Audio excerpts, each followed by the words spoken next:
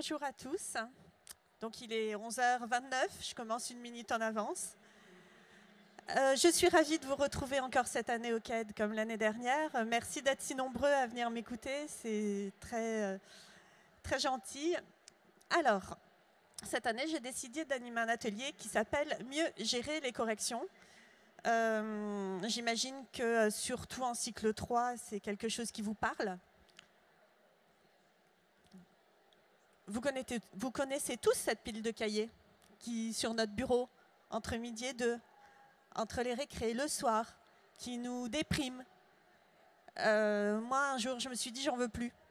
Je veux plus de ça, je veux plus voir mes piles de cahiers qui me désespèrent, qui m'empêchent d'aller manger, d'aller papoter avec mes collègues, du passer juste me reposer, rentrer chez moi, couper. Passer une journée non-stop en se disant entre midi et 2, il faut encore corriger ces cahiers. Non, j'en veux pas. Du coup, voilà, on la regarde, on se dit, je voudrais rentrer à la maison, mais non, j'ai mes cahiers à corriger. Et c'est vraiment pas quelque chose de rigolo. Et puis, corriger tout seul, dans son coin, ça sert à rien. Pédagogiquement, ça ne sert à rien. Les enfants, ils ont besoin qu'on leur explique leurs erreurs.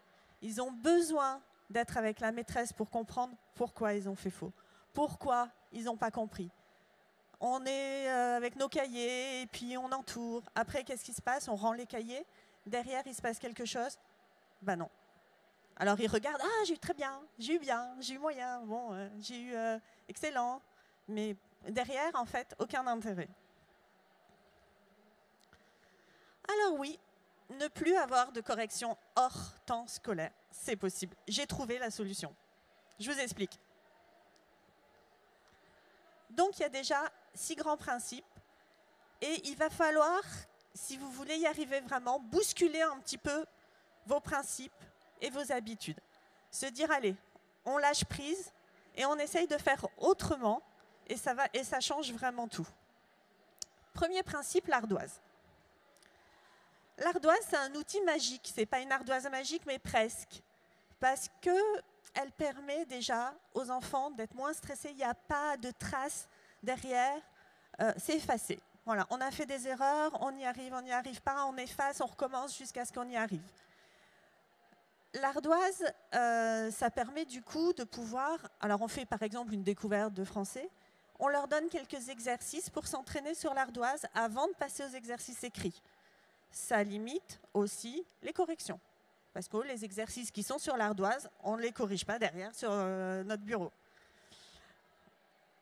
Deuxième principe, réduire le nombre d'exercices proposés, le nombre d'exercices écrits proposés aux enfants derrière. La plupart du temps, quand on a un manuel de français, un fichier de maths, il y a énormément d'exercices proposés.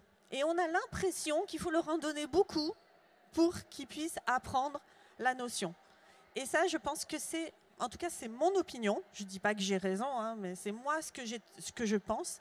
Je ne pense pas que ça soit la réalité. Je ne pense pas qu'en donnant plein d'exercices, ils vont mieux comprendre. Ceux qui sont faibles et qui n'ont pas compris, ben, ils vont faire 5 exercices faux. Ceux qui ont compris, ben, ils vont faire 5 exercices justes. Mais si on leur en donne 2, 5 ou 10, ça sera la même chose. Ils n'ont pas compris, ils n'ont pas compris. Et voilà. Donc, faire un nombre d'exercices réduit. Pourquoi? Parce que du coup, ils vont avoir fini rapidement les 3 exercices. Moi, généralement, c'est 3. 4, si c'était des exercices rapides. Et ils vont avoir fini rapidement. Du coup, bah, nous, on va avoir le temps de les corriger aussi plus rapidement. Et on va avoir le temps de corriger toute la classe parce qu'on n'aura pas à attendre jusqu'à la récré que tout le monde ait fini les exercices. Comme ils auront fini plus tôt, on aura plus de temps pour corriger. Le principe essentiel, c'est l'autocorrection. Alors ça, c'est le truc qui fait gagner le plus de temps. Si j'ai un conseil à vous donner, quand vous choisissez une méthode, quelle qu'elle soit, s'il n'y a pas les corrections déjà prêtes, ne les achetez pas. Hein. Parce que les corrections, vous allez les faire vous-même. Ça va vous prendre un temps monstrueux. Moi, c'est vraiment le... Si je regarde un truc, je dis, il n'y a pas les corrections qui sont prêtes dans la méthode, je ne prends pas. L'autocorrection, sinon, donc il faut la prévoir en amont. Ça demande une organisation différente en fait de sa pédagogie, de ses apprentissages, et ça demande du coup de penser à se dire voilà, est-ce que mon autocorrection elle est prête, est-ce que donc l'autocorrection, les enfants, quelles que soient les matières, que ce soit même les évaluations, je prépare et je leur mets. Alors je leur mets pas à disposition. Quand ils ont fini les exercices, parce qu'on me dit ouais mes autocorrections ils vont tricher. Alors moi je leur dis montre-moi tes exercices, montre-moi ton cahier, montre-moi tes fiches. S'ils ont tout fait, si je vois qu'aussi ils ont bien dans l'ensemble c'est pas mal, je leur donne la correction. Maintenant si je vois que ce qu'ils ont fait, il y a beaucoup d'erreurs, qu'ils se sont trompés, qu'ils ont fait ça à la va-vite, là je les prends au bureau, je leur dis attends, je te réexplique 2 secondes. Là c'est faux. Essaye de comprendre, tu vois, machin, je leur donne les pistes. Retourne à ta place, efface. Alors, je favorise crayon gris et surtout stylo effaçable dans tout ce que je fais parce que moi, j'aime bien qu'ils aient des travaux propres et pas on met du blanco, on barre, on a du rouge de partout. C'est quand même plus agréable que les enfants ils soient fiers d'eux et qu'ils aient un travail propre par la suite. Donc, on gomme. Et je leur dis, voilà, retourne, essaye de le refaire, et après tu reviens me montrer, je te donne la correction à ce moment-là. Après, s'ils reviennent, il se peut aussi qu'ils aient refait des petites erreurs, mais dans l'ensemble, c'est quand même mieux que le premier jet. Donc voilà, l'autocorrection, c'est vraiment, pour moi, le principe essentiel. Ensuite, le tutorat. Pourquoi le tutorat ? Parce que vous allez me dire, oui, mais si tu corriges les enfants en difficulté, tu t'en occupes pas. Alors, effectivement, du coup, je ne peux pas être partout. Ce que je fais, et ça, c'est un apprentissage qu'il faut faire avec vos élèves dès le début de l'année, leur apprendre à aider les autres. Ça, c'est sans donner les réponses. Mais vraiment leur apprendre à comment faire pour expliquer à ton... Donc, c'est un travail qui se fait au début d'année, qu'on explique aux enfants comment tu vas faire pour aider ton copain sans lui donner les réponses. Donc, bien évidemment, la majorité du temps, c'est les enfants qui arrivent le mieux, qui travaillent le plus vite, qui peuvent faire ça. Et ça leur fait vraiment plaisir, hein, parce que ça ne dure pas longtemps, puis ce n'est pas tout le monde tout le temps. Mais quand j'ai par exemple une élève qui vient qui me dit « Maîtresse, je n'ai pas compris » et que moi je suis en train de corriger les autres, généralement je dis « Amandine, tu peux aller expliquer à Ina et si ça ne marche pas, si elle n'arrive pas, et bien à ce moment-là, bon, je prends un petit moment avec l'enfant en difficulté pour lui expliquer moi-même. » Voilà, donc le tutorat, ça libère aussi du temps, du coup, pour vous, pour pouvoir corriger vos élèves. Et enfin, dernier principe sur lequel il va vraiment, vraiment falloir que vous lâchiez, c'est de vous dire, je ne vais pas tout corriger. Je ne corrige pas l'histoire géo, les exercices d'histoire géo, je corrige que la leçon qu'ils vont apprendre. Donc, je ne sais pas s'il y en a beaucoup qui connaissent mes fiches d'histoire géo, mais dans ma leçon, à la fin de toutes mes fiches, c'est des leçons à trous que les enfants complètent. Et donc, je corrige dans tout ce qu'on a fait en histoire géo que la leçon qu'ils vont devoir apprendre à la maison pour pas qu'il y ait de petites... Alors ça, je vous avouerai que ça m'arrive de temps en temps, à 4h30, vite fait, de revoir. Mais c'est vraiment la seule chose, parce que c'est pas grave s'ils sont pas là. Que je corrige les petites fautes derrière qui restent sur... parce que... comment dire, dans les leçons d'histoire géo, en fait, on a fait une correction collective. Donc, ils ont déjà corrigé les mots. Et moi, je repasse juste vérifier les petites fautes qui restent. Donc, voilà, mettez-vous dans la tête aussi en littérature. Je ne corrige pas les exercices de littérature, sauf s'il s'agit d'exercices de production d'écrit. Sinon, je fais pareil, une correction collective. Et derrière, je ne corrige pas tout. À un moment donné, on n'est pas des surhommes non plus. Je corrige par contre tout le français, tous les maths. Mais l'après-midi, non. Et franchement, dites-vous bien une chose, surtout quand on arrive en CM2, en 6e, les profs, ils ne corrigent rien. Ils ne corrigent que les contrôles. Donc nous, on se donne du mal, on est là tout le temps sur nos cahiers à se dire « il faut absolument que je corrige tout, etc. » On arrive au collège derrière, moi j'ai eu ma fille qui est passée au collège, il n'y avait plus de correction d'exercice, rien, ni les leçons qu'ils copient, ni les exercices qu'ils font dans les cahiers, rien n'est corrigé. Donc, au début, je me culpabilisais. Je disais, ah là là, j'ai pas corrigé la littérature, j'ai pas corrigé la... Bon. Puis, à un moment, il faut arrêter de se culpabiliser. Il faut se dire, bon, on fait déjà tout ce qu'on peut.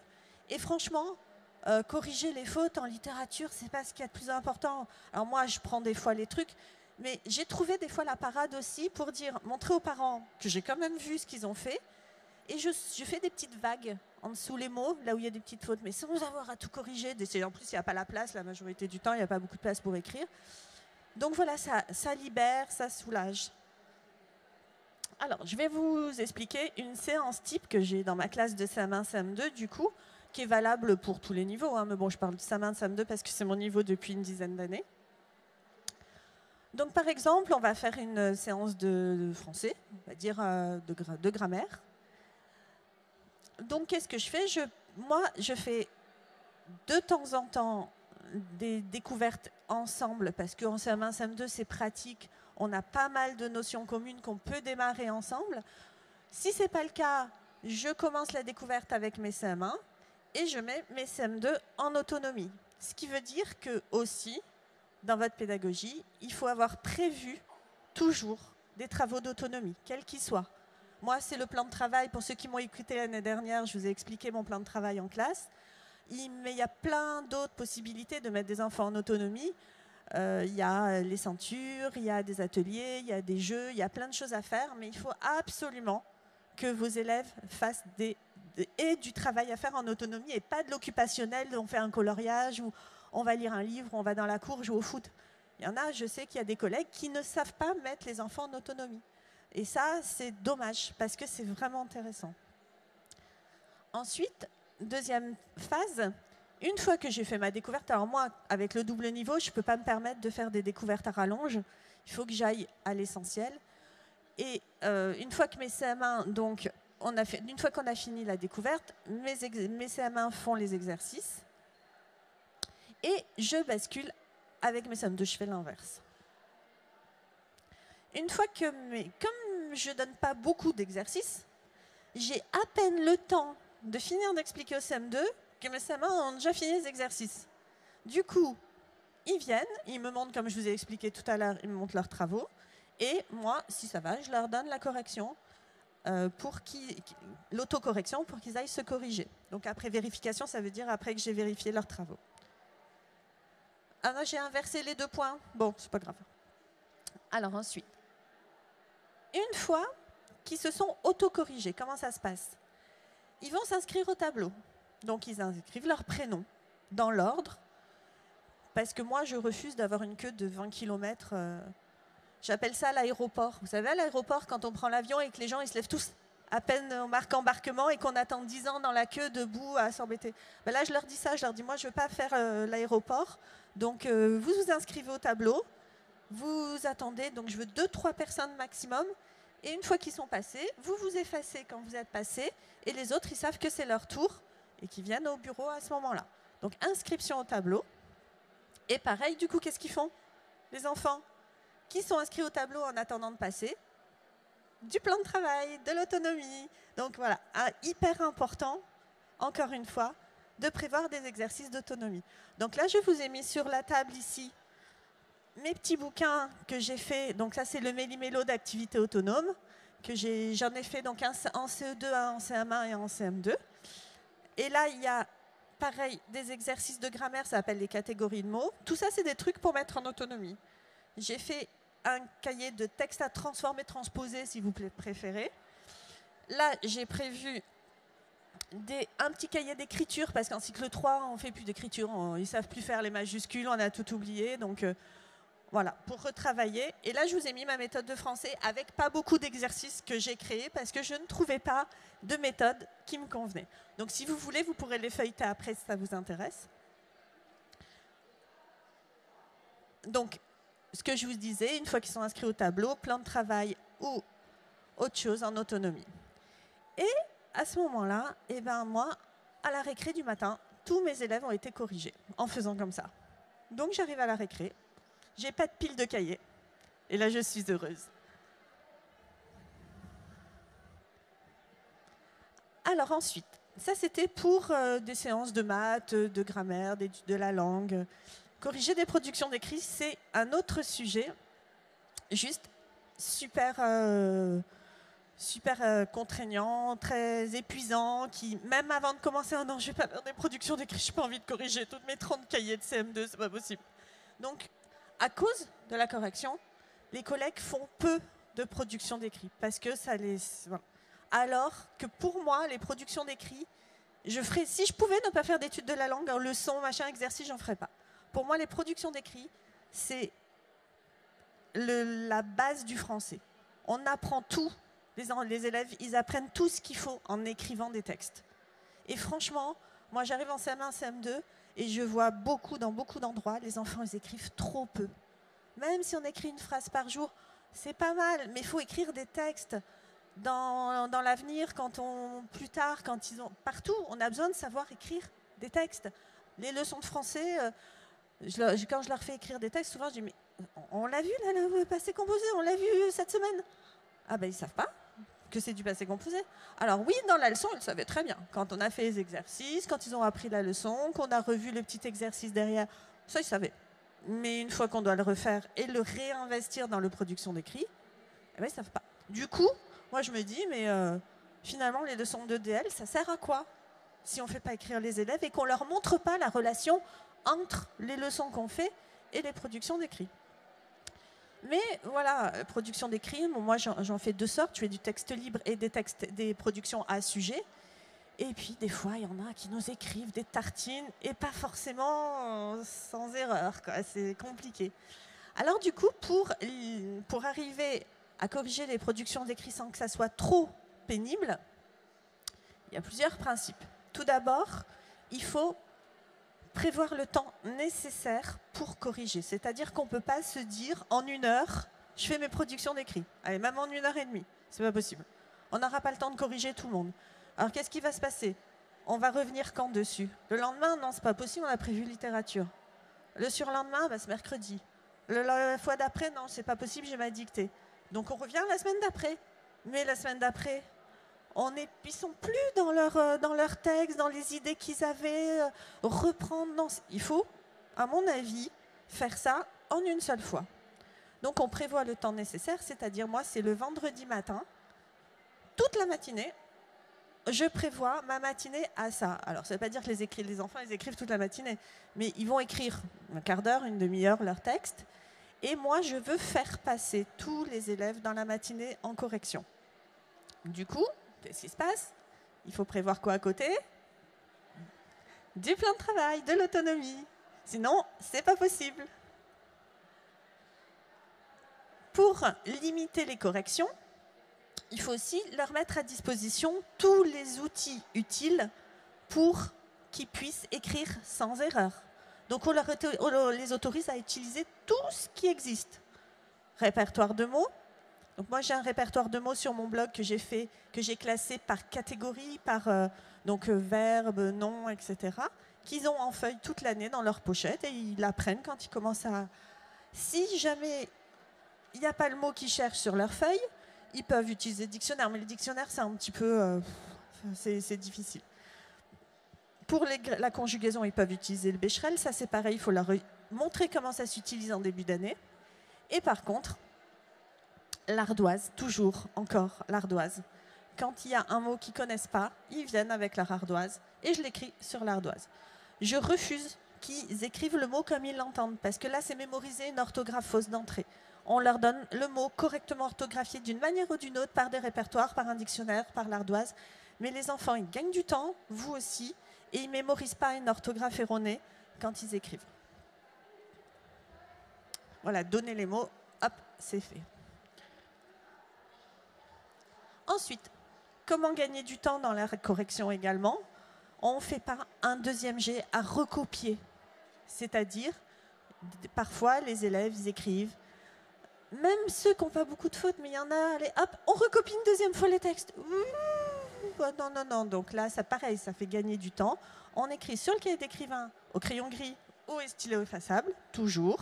On saute des lignes. Je les invite à venir, pareil, à s'inscrire au tableau, comme pour les séances de DL, quand ils ont fini leur texte. En attendant, donc, plan de travail, autonomie, et un par un. Alors, cette fois-ci, ce n'est pas 2 au bureau, c'est 1 par 1 parce que c'est un peu long. Et je les prends. Alors, comment je corrige? Qu'est-ce que j'ai mis après? Je ne sais plus. Ah, voilà, bon. Donc, je les prends au bureau.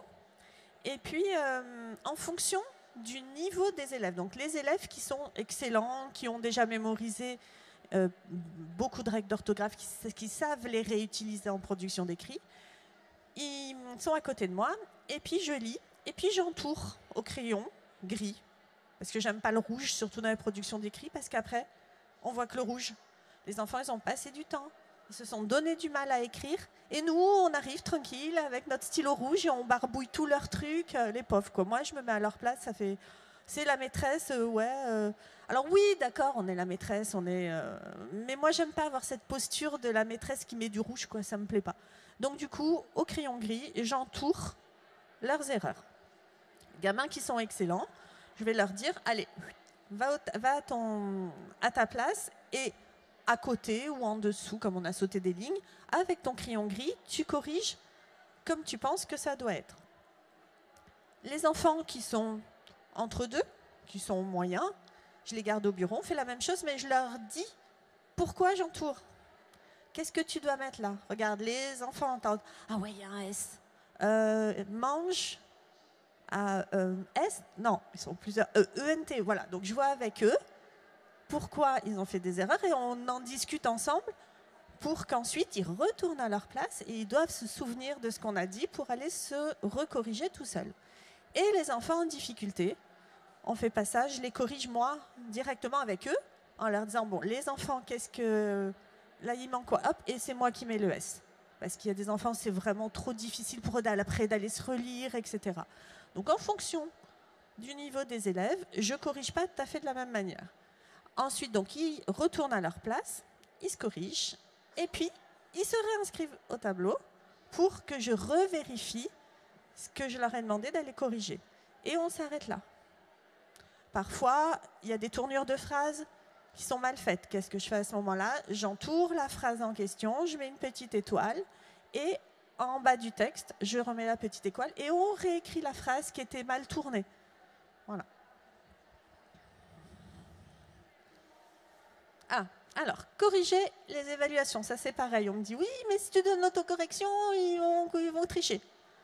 Alors, du coup, qu'est-ce que je fais? Je mets les corrections des autocorrections, donc pareil, même principe que pour les exercices en étude de la langue.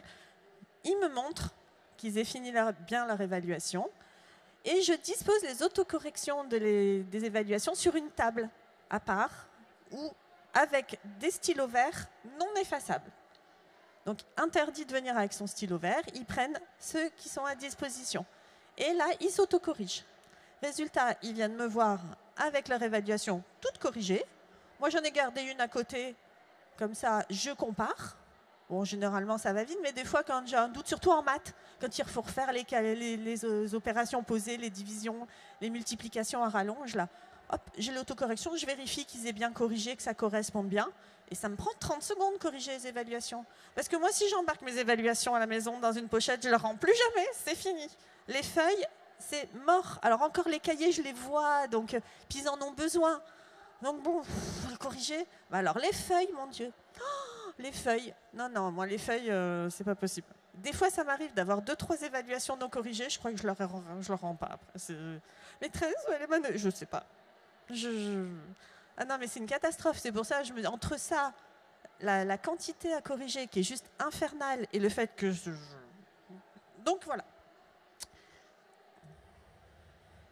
Voilà, inscription au tableau, c'est ce que je vous ai dit. Voilà. Alors, convaincu par ma présentation? Ça vous tente? Je vous dis, allez-y, lancez-vous et lâchez prise sur vos principes, surtout de vouloir absolument tout corriger, de vouloir se dire, on donne beaucoup d'exercices. Voilà, il y a des petites choses vraiment, l'autocorrection, ils vont tricher, c'est pas bien.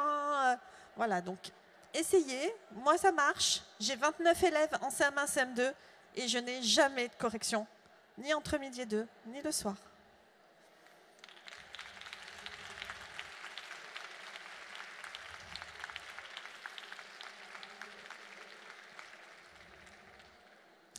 Et n'hésitez pas à me retrouver un petit peu partout sur Internet, les réseaux sociaux. Et je fais des vidéos YouTube où j'avais déjà fait cette vidéo sur les corrections depuis 2-3 ans. Donc voilà, n'hésitez pas à les consulter. Merci beaucoup.